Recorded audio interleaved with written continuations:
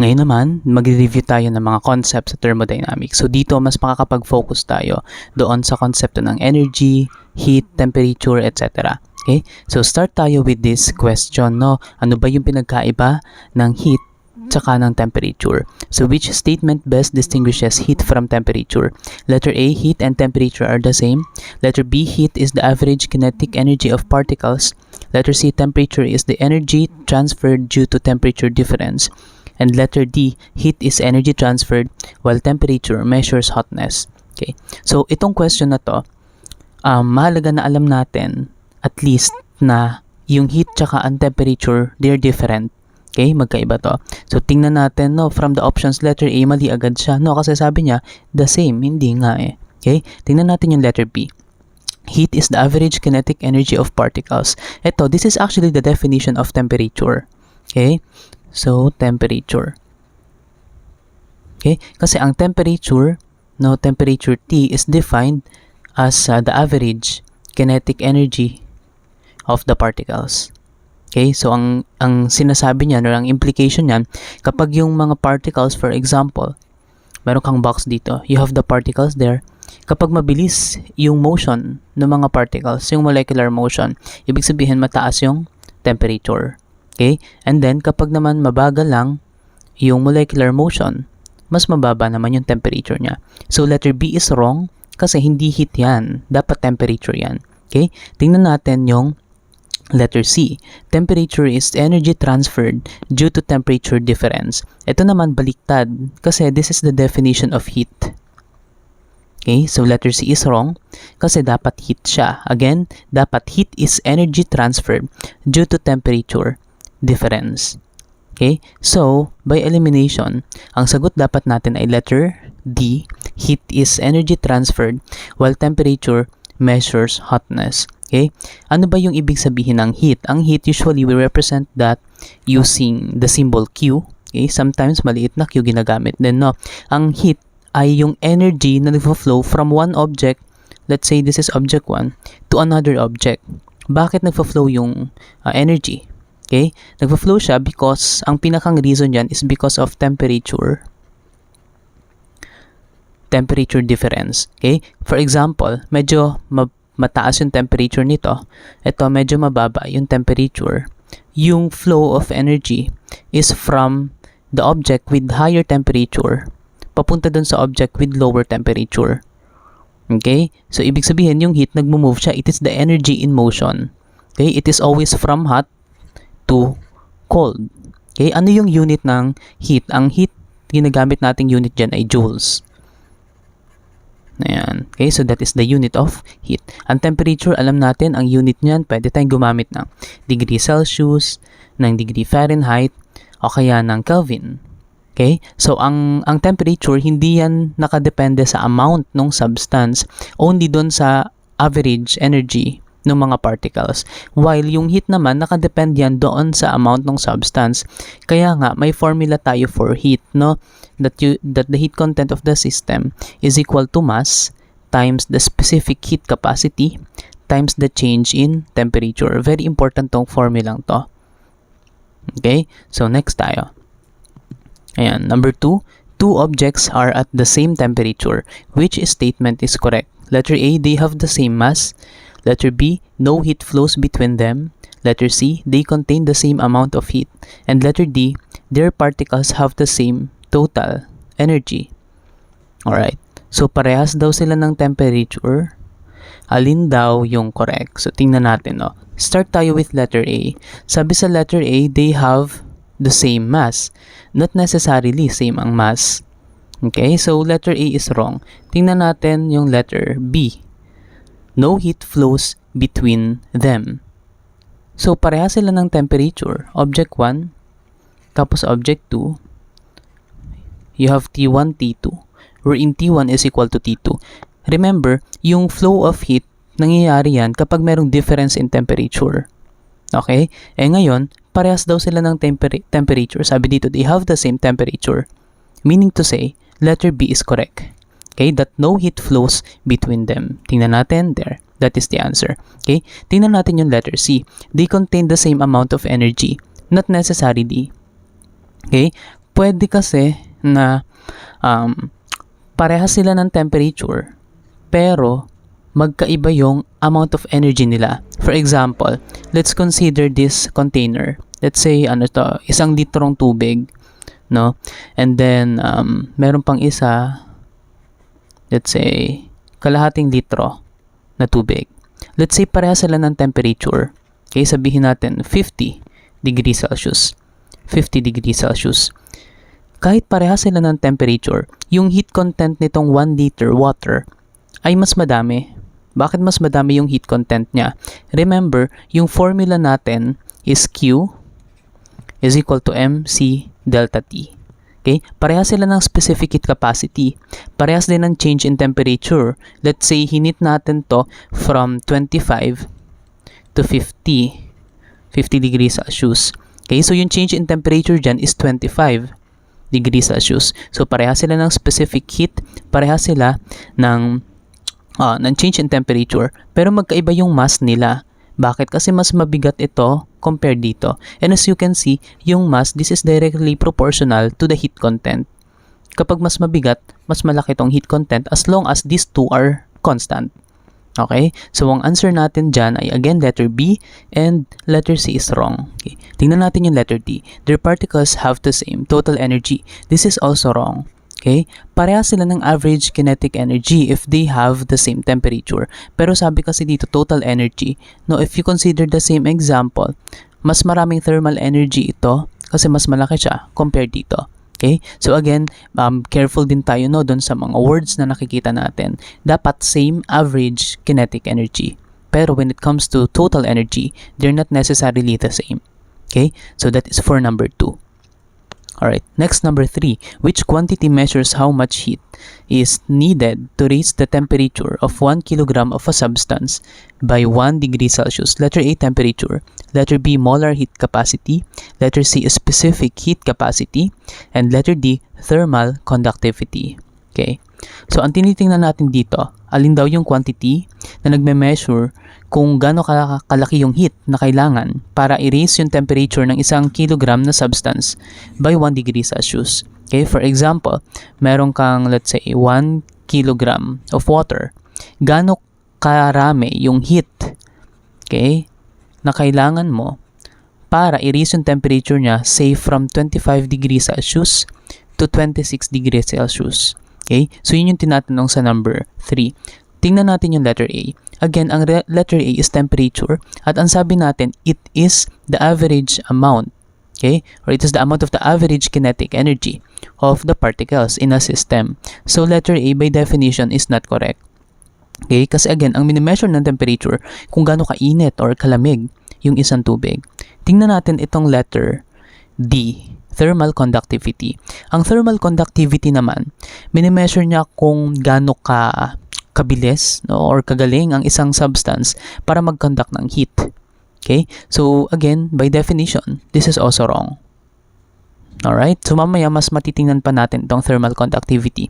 So, ang natitira na lang sa atin ay molar heat capacity and then yung specific heat capacity.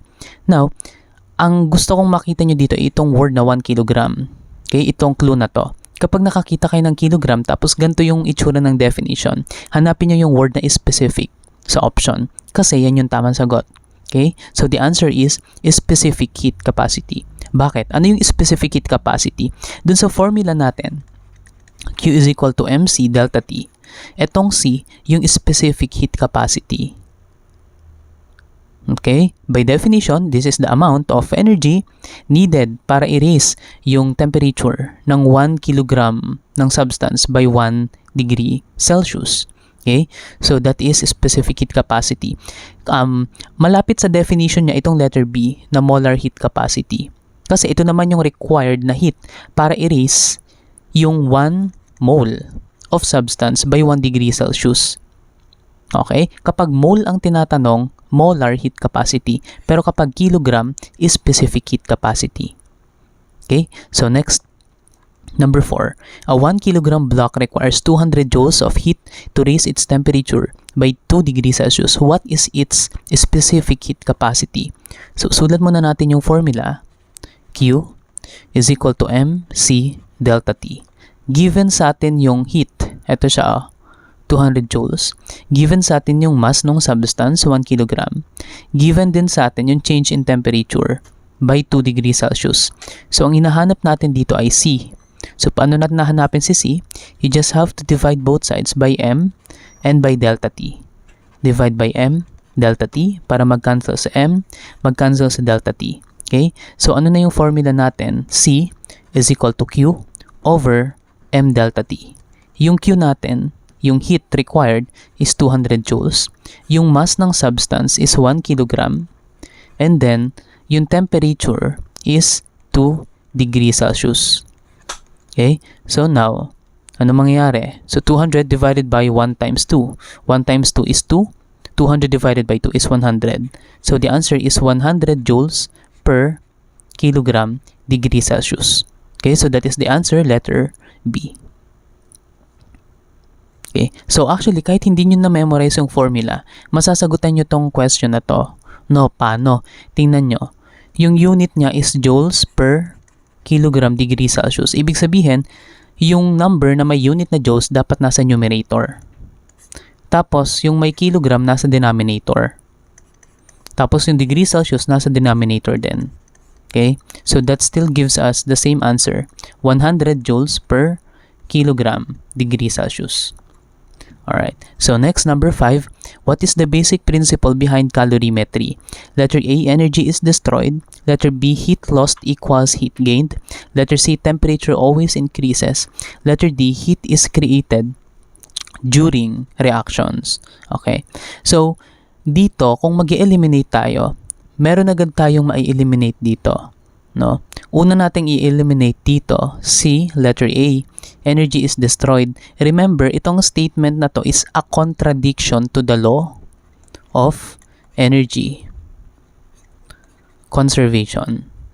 Kasi sabi ng law of energy conservation, energy cannot be created nor destroyed. It can only be transformed from one type or from one form to another.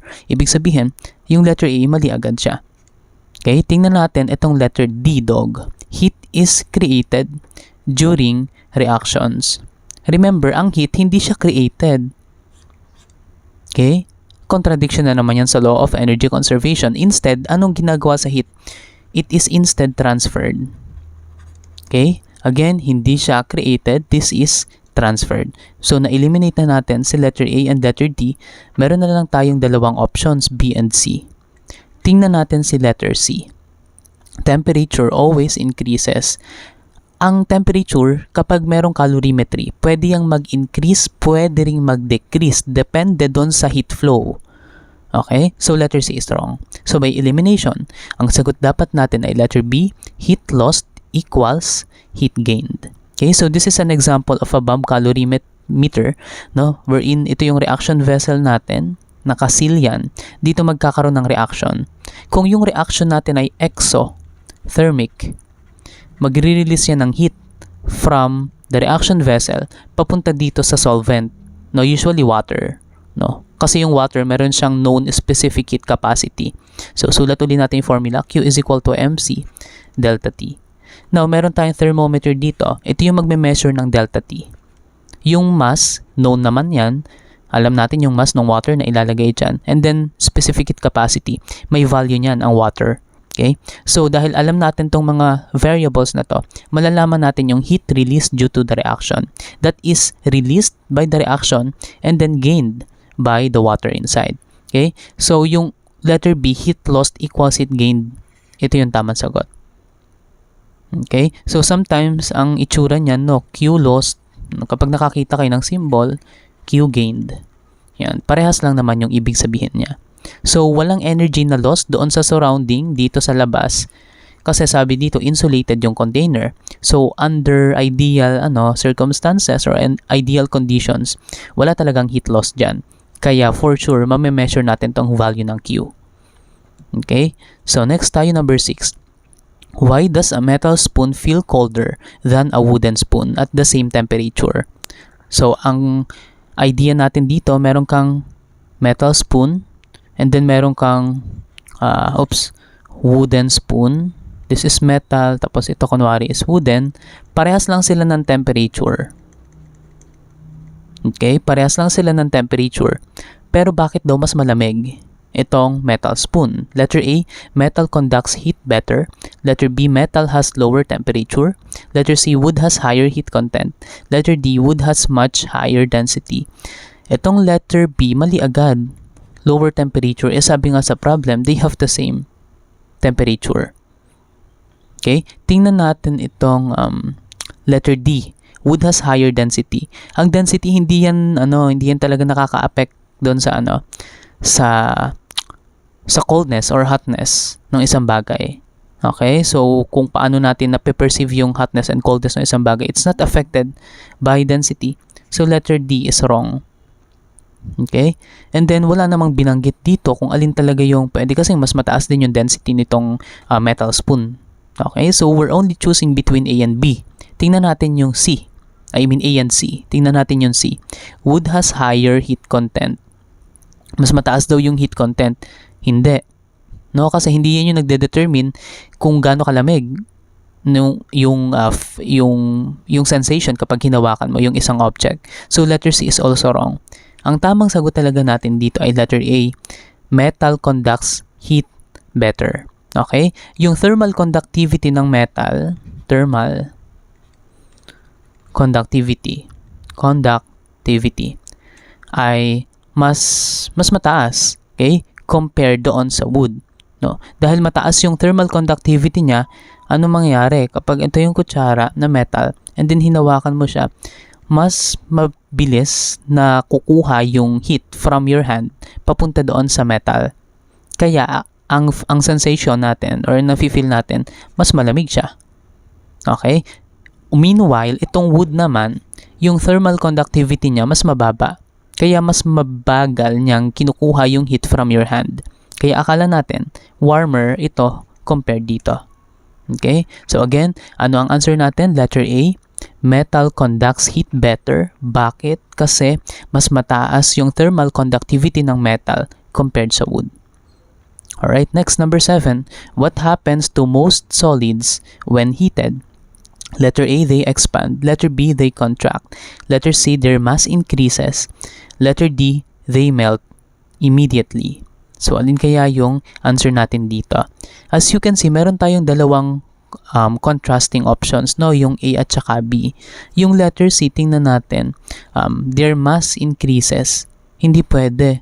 No? Ang object, kapag hinit mo yung isang object, hindi nagbabago yung mass niya kasi same pa rin naman yung number of particles.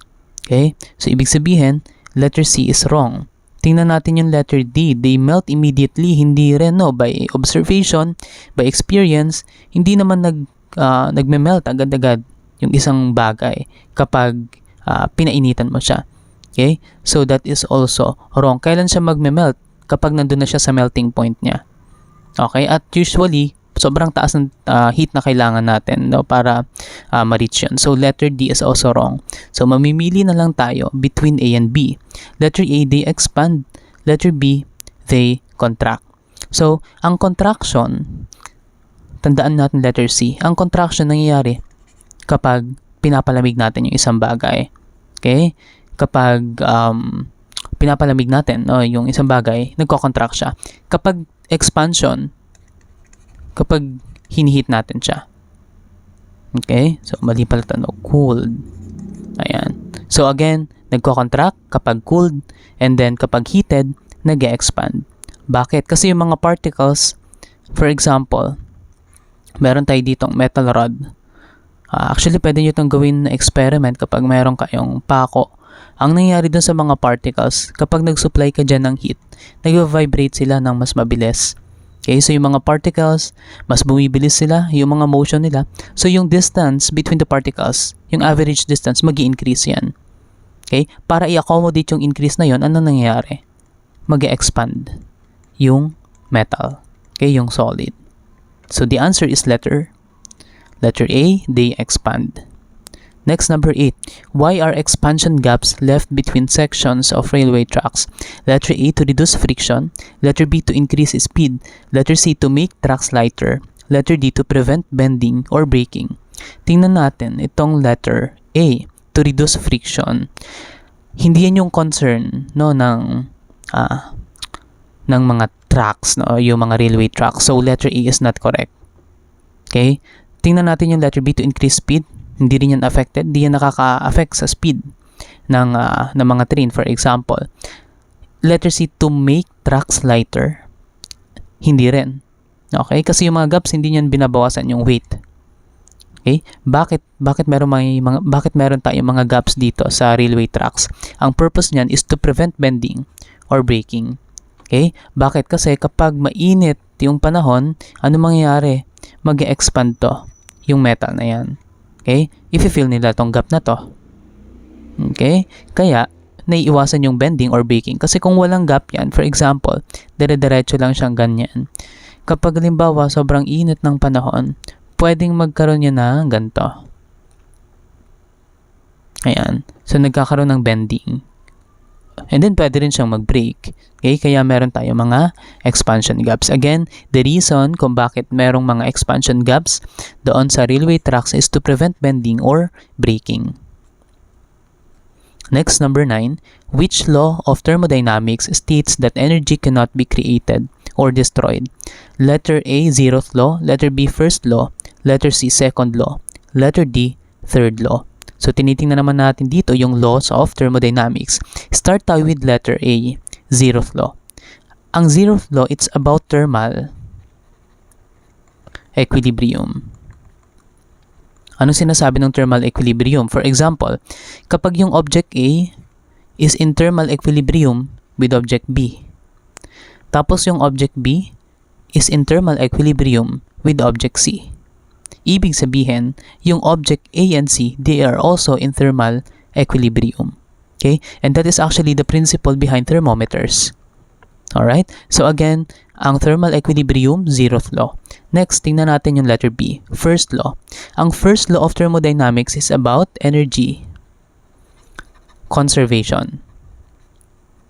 Okay? Usually, ang nag-a-appear na formula sa atin dyan is that delta U or yung internal energy, total energy of a system is equal to Q minus W. Yung Q is the heat content and W is the work. Okay? The work done by the system.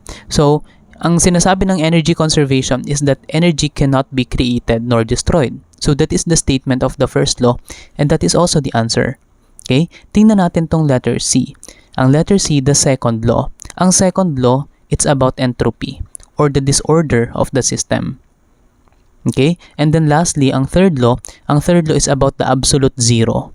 Sinasabi na yung temperature daw, mag-a-approach siya sa absolute zero which is 0 Kelvin. And if that happens, ang mangyayari doon sa entropy, no, ang symbol natin sa entropy ay S, ang entropy ng isang perfect crystal ay mag-a-approach din sa zero.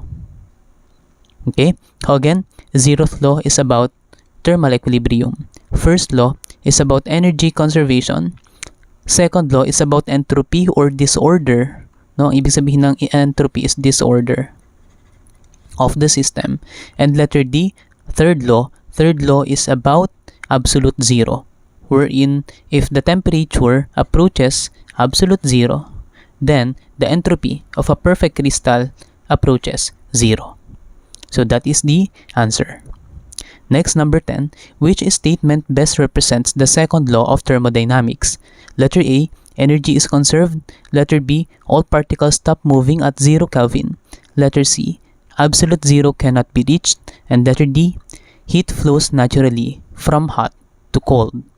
Okay, so alin kaya dito ang second law of thermodynamics? Tingnan natin yung letter A. Energy is conserved. Sino nga ang nag-state nito? This is based on the first law of thermodynamics. Okay? Tingnan muna natin yung letter B, boy. Yung letter B, all particles stop moving at 0 Kelvin. This one is third law. Tama? And then letter C, absolute zero cannot be reached. Ito naman, related din siya dito sa third law. Okay? And how about letter D? Heat flows naturally from hot to cold. So by elimination, kahit hindi natin na-discuss to kanina, ito yung magiging sagot natin. No, that heat flows naturally from hot to cold. This is actually a consequence of the second law of the thermodynamics. Okay, that for example, you have the object A, and then you have object B, and then mas mataas yung temperature nito compared sa temperature nito, then yung heat magfo-flow siya from A to B spontaneously. Okay? So remember, yung second law natin is about entropy. Kasi yung energy transfer, itong nangyayari dito, itong energy transfer na to, ang nangyayari dyan is that nag-i-increase ng entropy or ng disorder ng system. Okay? For example, meron kang hot coffee. Tapos ito yung surrounding. Soon after, lalamig na yung coffee mo. Okay? In a way na marireach natin yung thermal equilibrium. Ibig sabihin, parehas na yung temperature nito at saka nitong surrounding. Ano nangyari? Yung entropy ng surrounding magi-increase. Okay? So again, the answer is letter D. Heat flows naturally from hot to cold.